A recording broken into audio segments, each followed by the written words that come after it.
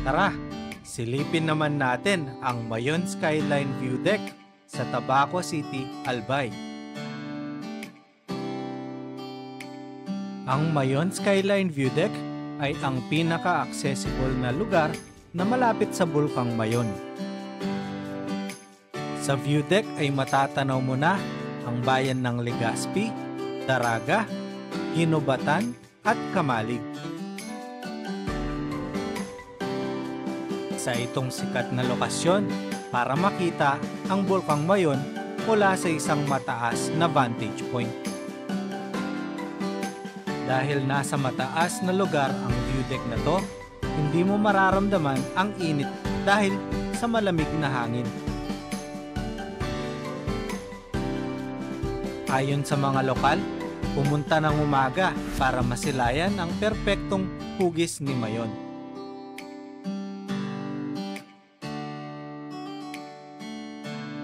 Ginawa ang Mayon Skyline View Deck para hikayatin ang mga turista na pumasyal sa Albay.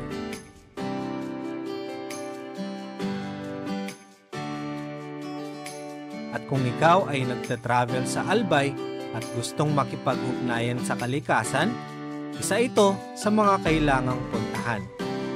Hatid nito ay kapayapaan, sariwang hangin at pampaalis ng stress.